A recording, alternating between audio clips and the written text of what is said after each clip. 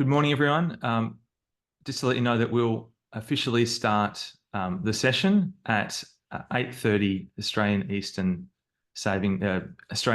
Standard Time. Please feel free to go and make yourself a cup of tea or coffee. At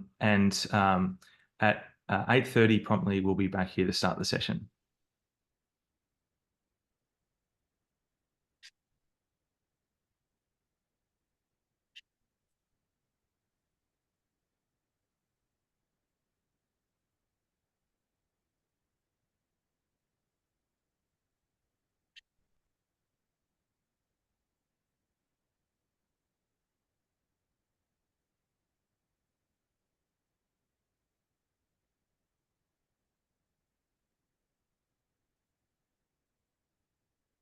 Thank you.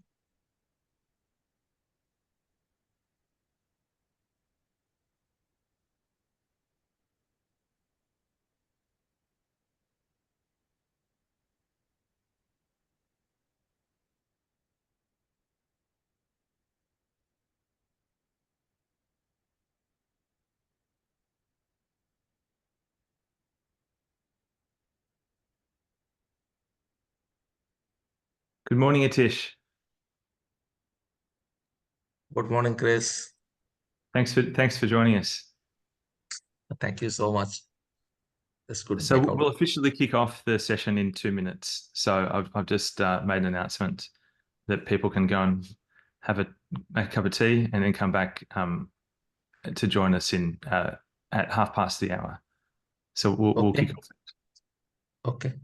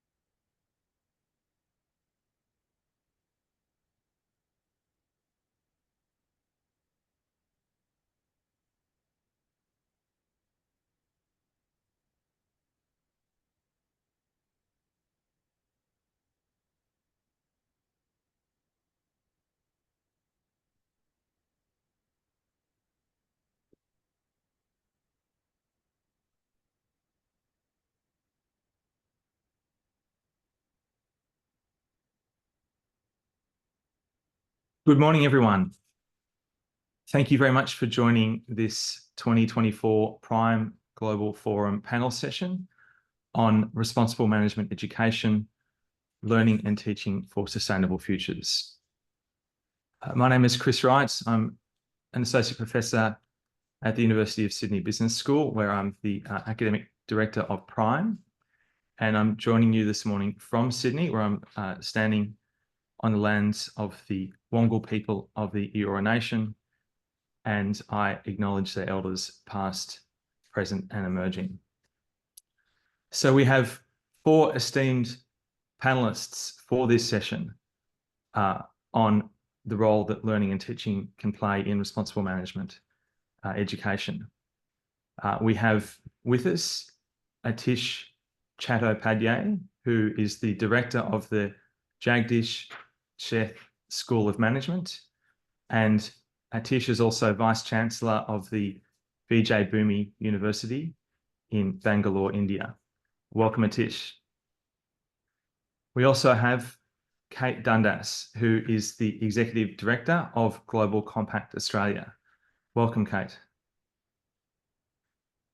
We have Paul Ballantyne. Paul is the Executive Dean of the University of Canterbury Business School in New Zealand. Welcome, Paul. And we also have Nirmala Peters Mayandal. Nirmala is the former president of the World Kindness Movement, a founder trustee of Kindness Unlimited, and founder of Mind Movers Management Consultants, joining us from Mumbai. Welcome, Nirmala. So this session is really focused on the crucial role that business schools must play in shaping our future leaders in order to achieve the vision of business responsibility and sustainability that we're committed to. So in this session, we'll be focusing on what the key ingredients are for skilling, educating, and equipping business school students of today with an understanding and ability to make decisions around some of the big and complex challenges that we face in ensuring business sustainability and responsibility in line with the work of the UN Global Compact and with the Sustainable Development Goals. So we'll start with a question for each of the panelists, and I'll start with a question to Kate Dundas. So Kate, as the Executive Director of Global Compact Australia, you would be intimately involved with the work of the UN Global Compact and its mission on focusing and encouraging organisations to act sustainably and responsibly. And I guess there's various ways to achieve that, but I wonder if you could share the specific role that you see learning and teaching playing in this process. Oh, I will. Thank you, Chris. Thank you so much for inviting me. I'm joining here from the lands of the Gadigal people of the Eora Nation in Sydney, Australia. I'm looking forward to talking about the role of learning and teaching, particularly in the context of the United Nations Global Compact's mission to encourage organisations to act responsibly and sustainably. I'm also an MBA student at the moment, so I am being subjected to lots of learning and teaching, which I have some opinions on. So the UN Global Compact's 10 principles cover human rights, labour, environment, and anti-corruption. And these principles are not just guidelines, they are the foundation of sustainable and responsible global economy. And effective education and learning are critical in embedding these principles into business practice and leadership and equipping our future business leaders to know how to navigate what's becoming a terribly complex world. Every year we survey our CEOs to find out what they are feeling and what they're thinking. In 2023, it was very clear that CEOs are facing multiple challenges with global instability, the rise of AI, talent attraction, amongst others. And sustainability is one of these things that they have to navigate amongst some very pressing challenges. And business school leaders are also facing those same challenges, having to integrate rising sustainability pressures into operations and curricula amidst this societal and political turbulence. And traditionally, sustainability has been treated as an elective topic, separate from mainstream business disciplines like things like finance, accounting, marketing, and leadership. And the siloed approach is not going to work anymore. And Alison Taylor has just written a book called, I've actually completely forgotten the book's name, I'll pop it into the chat, but she had an article recently talking about this, about how we can't silo the approach to sustainability education anymore. And it's something I've noticed doing the MBA. When I'm learning about finance, we go straight into equations. There's no discussion around the role of finance in shaping the global economy and how finance needs to flow differently in the global economy to achieve the Sustainable Development Goals. There's nothing integrated like that into the education, which I find quite troubling. So the time for considering sustainability as a different thing, as another thing, is over. And we have to teach students to embed sustainability as a core competence. So to understand things like the planetary boundaries, to understand the carbon cycle, to understand the importance of soil and fresh air, and all of these things that are absolutely essential to life on Earth, that don't get taught traditionally in management education. So the other thing is we need to think about how we navigate the complexities and trade-offs that are inherent in sustainability, and completely reimagining business fundamentals. So things like change management become a core competence in business education as well. So principle 7, I mentioned we have 10 principles, encourages a precautionary approach to environmental challenges. So that principle really needs people to be able to understand how to balance immediate financial costs and benefits with longer term costs and benefits. So those trade-offs need careful consideration, and people need to be educated and taught how to do that.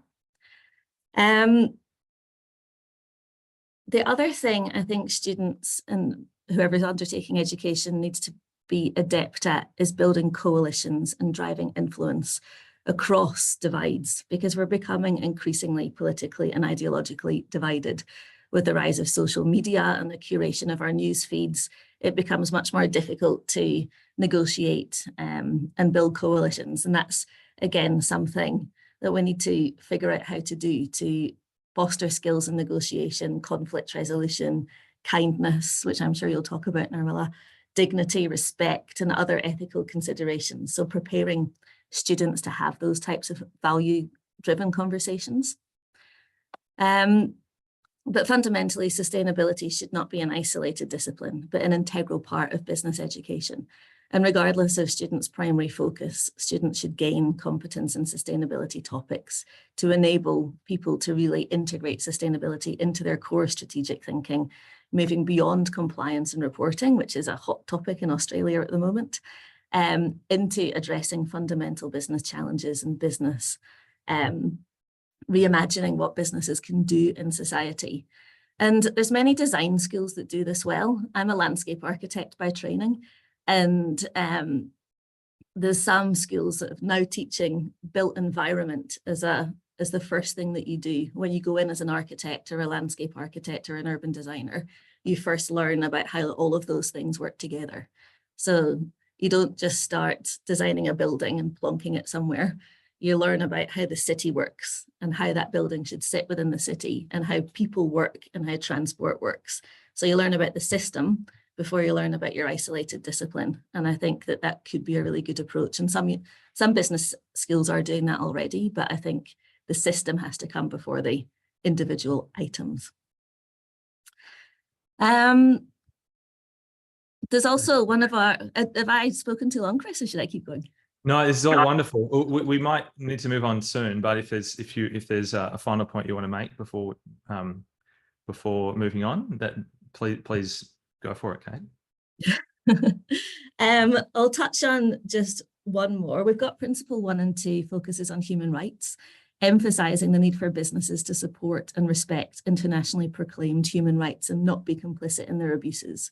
So understanding what that means in the business context and the outcomes of business practices, so things like pollution, environmental degradation, human rights abuses are often as a result of business practices.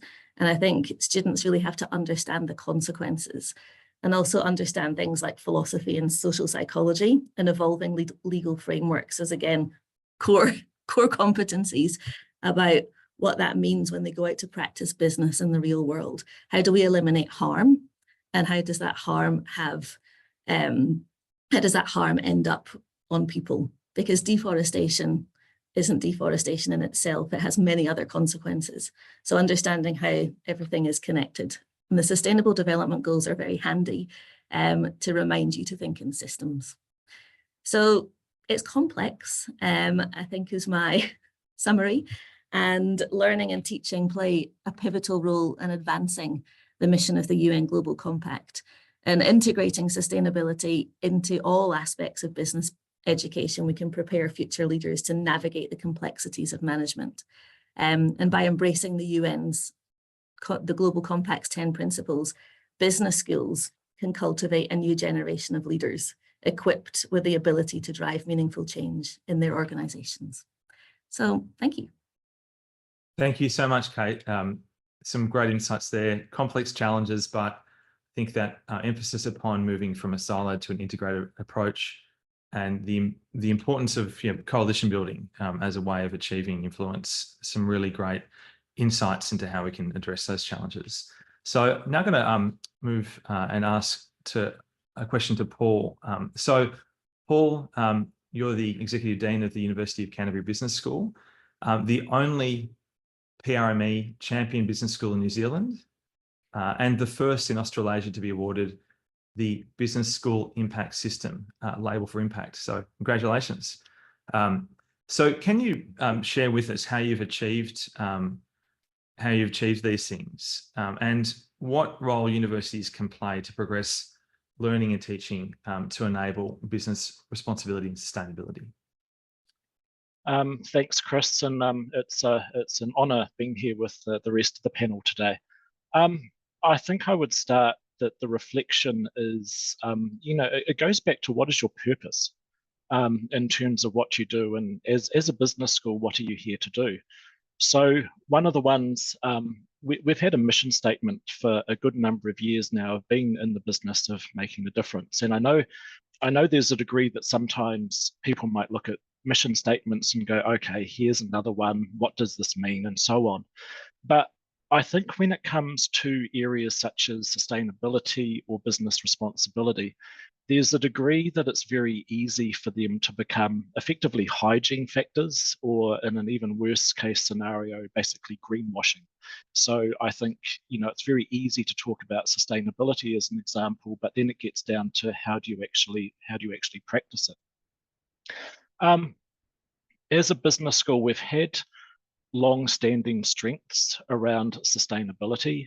If you were talking about teaching for a good number of years and, linking in with Prime, what is the number of courses that, as an example, fundamentally address the SDGs? So a key part, in addition to your purpose, was as a starting point, well, what are we actually doing? And do we understand what we do? And the next part of that is also celebrating what we do and creating awareness of that internally, that these as areas are things that we actually had key strengths in, but not everybody actually appreciated what those strengths were. So it was really embedding them as a pillar to say, actually, we do this well, and let's celebrate it. Where it then gets on to is actually saying, if it is an area of strength and to be celebrated, well, how do we get involved externally? So going back to being the prime champion business school in New Zealand, what is the way that we actually step up and try and show some leadership and try and better collaborate with other schools or organizations about what we do and how we might improve? So that's an external part of it, but internally, what is the way that this strength might influence our hiring? What it is that we teach? What is that we might look to develop as programs? So it's really, I think, starting small within, growing, celebrating what you do, and continuing to try and spread what you do in that way.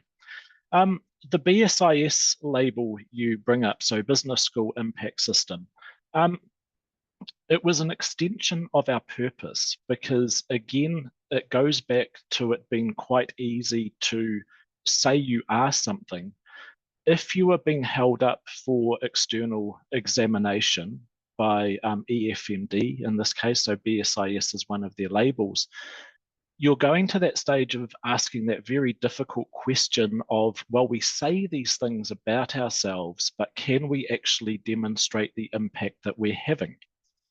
And I think that's fundamentally key because it can be difficult. Some things you're doing very well, some things you're emergent in, and what you're looking to do is better to develop what you do. And by holding yourself up to account, being able to say, well, over the next few years, what are those things that we do that we might actually improve in terms of practice?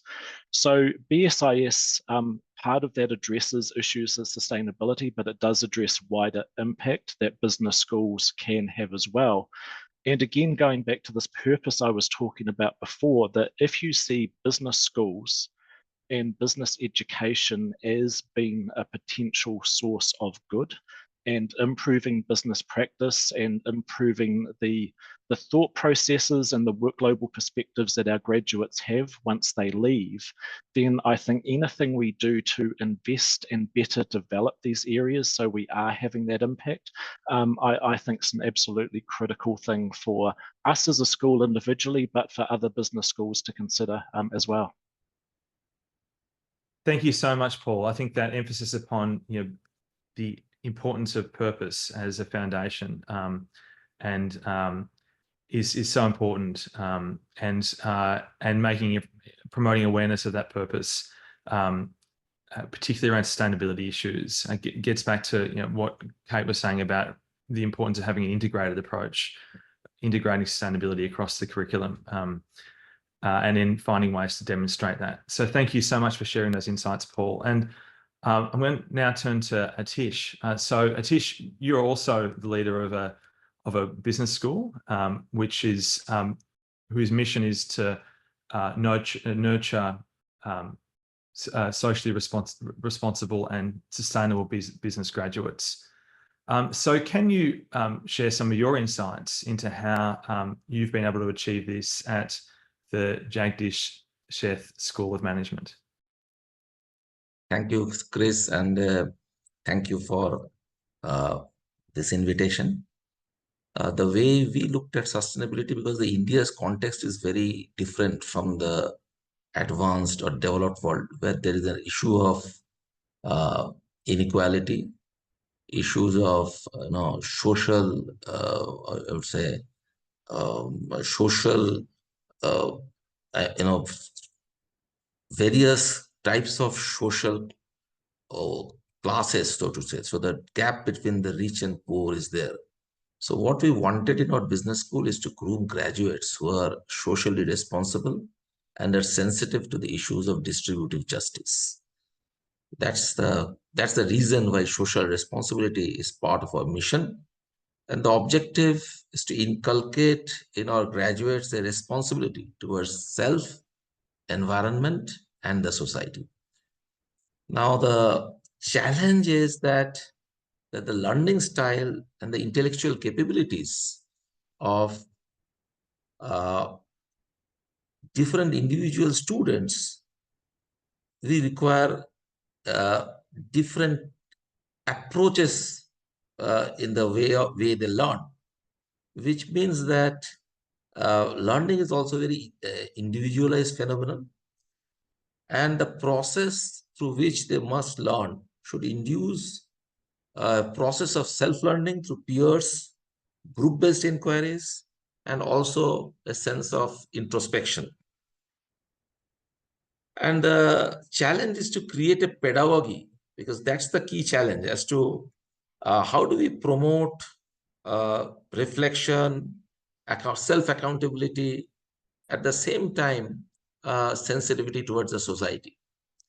Now, if we look at it, typically an MBA curriculum is about knowledge, skill, and attitude, the KSA framework. And then if you look at what the work was done by Professor Srikant Datta, Patrick Cullen, and in the work in the Rethinking the MBA, they talked about knowing, doing, and being.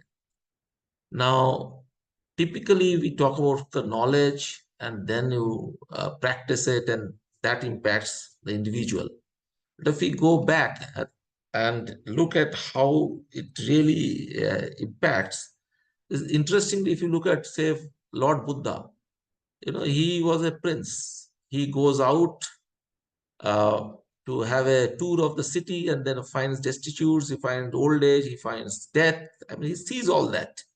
So essentially, the experience of going around the city impacts Buddha's being, which leads to Buddha actually leaving his home for the quest of knowledge, which means the starting point was impact on the being, which led to him leaving the house for the quest of knowledge and then become Buddha or Bodhi. Okay, so it's being to doing to knowing. So the way we looked at it is, can we create a pedagogy which induces real-time business experience while making the participants sensitive towards the society and the issues of distributive justice. So now how we do it is this, that we have just now heard, and thanks that Kate talked about the sustainable development goals. So as an institution, we decided that we will take up 3 sustainable development goals, SDG 1, 4, and 5, which is essentially no poverty, gender equality, and quality education. Given that, we decided, because even today there is a gap between the 2 genders in countries like India. So we looked at the issues of education and empowerment of the underprivileged girl child. That is what we wanted to address. And ultimately these are business graduates, so they must understand the process of managing business. So the way we looked at it, that students in group organizes essentially a fund generation activity, which is a charity run, which we call as Kannathan, which is a mini marathon, 10-kilometer run. Now, why the name Kannathan? Kanna means essentially the girl child in Sanskrit or Hindi, and there is a mini marathon for the girl child. Now, the idea is that the event has to be planned, organized, and executed by the students as a group together, the whole class, which is to organize a charity run to raise funds, which means it also involves selling passes for those who are going to run, generating sponsorship from corporates, which means you also connect with the corporates, which are also your potential recruiters, negotiate with them, and you have to work in team, communicate, both the internal and external stakeholders. Now, if you look at it, it's a fund generation which is organized by the students, where almost 10,000 plus participants run. Last time we had more than 10,000 participants. It's been happening. Now, our students raised around 6 million INR as fund. Now, the important thing is that this fund, how do they deploy? So we have adopted 5 villages, which is a government of India scheme called Developed Villages, which is the Unnat Bharat Abhiyan, which means developed villages for India. And we adopted 5 villages across 2 places, one in Raigad, which is an underdeveloped area in Maharashtra, and one in Karnataka, which is Kolar, where we created learning centers. The students actually came up with the idea of creating learning centers in villages in part of the primary school, in collaboration, where to teach the girl child 3 important things: communication, digital literacy, and personal hygiene. Because communication and digital literacy actually improves the employment, the employment chances of employment, or make the girls employable going forward. And these learning centers were created, and we have now touched a large number of our such girls across these villages. We have reached around 3,000. We have impacted 3,000 plus girl childs. We have impacted 800 plus households. Now, those are important outcomes. So it's a full cycle where it's an experiential business experience, where they actually do something like a business while understanding the issues of social responsibility and directly impacting SDGs 1, 4, and 5, which is about gender equality, education, and girl child. So this is captured, and what happens is we have a social immersion program where essentially we work with our NGO students, go for a 2-week immersion, takes up issues which are aligned to SDG 1, 4, 5, and are essentially, they stay in the villages where we have created these centers and understand the reality. See, important thing is that to understand how people unlike us live, and that is where that the empathy is created, they actually create a note. Part of their submission is what touched me most, and based on what actually touched them, they work on an idea to impact, which is taken up by subsequent batches based on what actually touches them. So the starting point is to impact the being, which leads to doing and then knowing. So that's the Tish, whole approach. I'm sorry to cut you off or to cut across you, but I just we need to get Nirmala's perspectives on these things. But there's some great lessons for how business schools and universities more generally can do that. What you mentioned, moving from being to doing to knowing, in order to create social impact, and get some excellent examples of that and how they align with the Sustainable Development Goals. So thank you so much for your insights, Satish. So Nirmala, for several decades, you've been working in collaboration with organisations to aid their sustainable development, both environmentally and socially.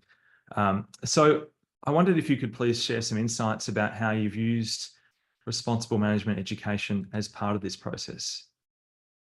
Thank you, Chris, for asking. And, most of you have said the great insights, and Atish particularly talking for my part of the world, where the challenges are complex, especially from a social development point of view. So in my work with, businesses, and now a lot with colleges, even the undergrad colleges, I've realized that we've been speaking so much about the SDGs, but the real challenge is the individual. And so I really talk about compassionate leadership. And how do we really get leaders of diverse segments to look at balance, and to look at one side, I see selflessness, and the other side, I see selfishness. And in fact, that was the logo of Kindness Unlimited when we started, was this person holding a stick. And in every minute of our lives, we have this thing of how to move forward. And the same way when you look at profit, and you look at people and the planet. And I think business leaders really, really, before they become leaders, need to be grounded somewhere and looking at what we unfortunately have been calling the softer side of management. And to me, that's the hard side, that's the life skills. That's why we've possibly gone into this mess of having, focused so much on one side of education and not looked at the individual, and losing somewhere our very conscience, and being driven by this what I would call greed. And where do you really start? And so to make it a little simpler, what we've embarked right now with undergrad colleges is having a program, which our surprise colleges have welcomed, which talks a lot about what Atish said. It's about volunteering and looking at social problems. And part of the education is every group looks at their own campus to start with. Is there something that I'd like to improve in my own campus? And is there a part of it, there's harassment or bullying? And let's look at the elephant in the room, and let's find a way to start there. Then look at the road around my campus, and then possibly look at my PIN code. And if I can start there and make some change and experience and know and feel, there, I believe there's a greater chance of impacting the student to look beyond just, getting that job and getting ahead, which everybody wants. But is there another perspective? Because in my part of the world, you have to be very privileged to be a student who even reaches that level of education.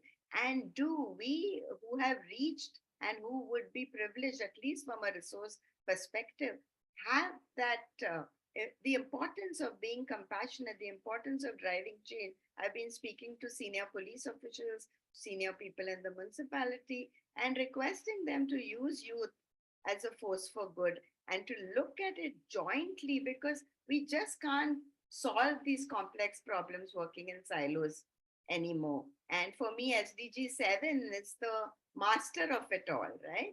how do we work in any kind of partnership?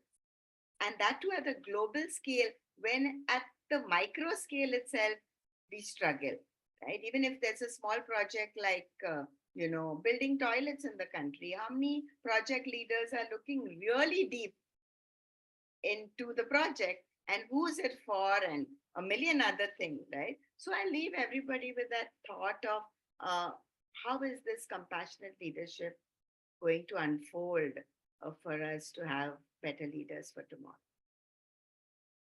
Thank you so much, Nirmala. That emphasis on compassionate leadership and its importance for individual responsibility in enabling social responsibility and sustainability is such an important one. So thank you so much for your insights. So we have only a few minutes left, around 5 minutes until I'm not sure exactly what happens when we reach time, but I think there's a risk that we all get kicked out of the room. So I want to make sure that we end in a timely manner and round things out nice and neatly. So I just wondered if you could all briefly share what you think the most important ingredient is to equip today's students with the knowledge and the abilities to become more responsible and sustainable and respond to the complex challenges that we've talked about. So, and I guess here, talking about students broadly speaking, not just business school students, but I think also higher education students, or even wider than that.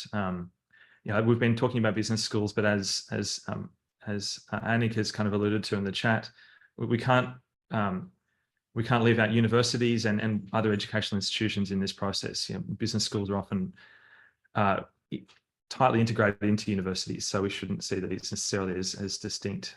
So yeah, the one key ingredient you think that we need to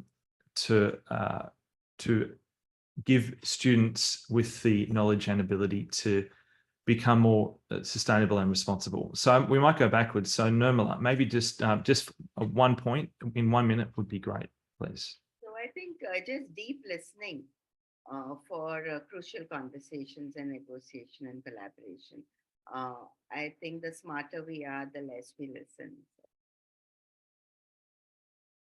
Well, it's very eloquent and well put. So deep listening, and I guess that gets to that message of compassionate leadership as well. So thanks, Nirmala. Atish, what's the one ingredient that you see as vital in giving students the skills and the knowledge to enable them to be socially responsible and sustainable leaders and participants in organizations? Understanding oneself, awareness about self is the key ingredient. Excellent. Well, thank you so much. And I guess that also gets to that message, some synergies with Nirmala's key point about compassionate leadership, but also about being to doing. And as I think Rob Hales very nicely summarized the essence of your contribution before, starting with philosophy first and then making it practical. And educational institutions have a key role to play in that process. So thank you, Atish. Paul, what's the most important ingredient from your perspective for equipping students with the knowledge and skills to enable them to become socially responsible and sustainable? I'm going to use the broad term of critical thinking, but I also want to draw in the contributions of the other panelists. So Nirmala talking about the soft skills that are talked about as being easy, but in reality are complex. Atish talking about the need for us to be globally connected. I think this critical thinking perspective that for our graduates, getting them to think upon their own actions and what they as individuals need to reflect on in order to contribute as they go out into the world. I think that ability to think critically about one's own actions is a really good starting place in terms of progressing things forward. Very well said, indeed. I guess there's a lot of change that's happening in how we educate students. The role that technological change is playing in this regard. Misinformation, artificial intelligence, these are big challenges. There are opportunities as well, of course, but the most important thing we can perhaps provide is critical thinking skills, which go to the heart of enabling people to understand self and to listen deeply and to be compassionate leaders. Touching upon some of the points that were made by Atish and Nirmala. So thanks so much, Paul. It's a really important message. And finally, Kate, what's the most important ingredient that you see in equipping students to become socially responsible and sustainable?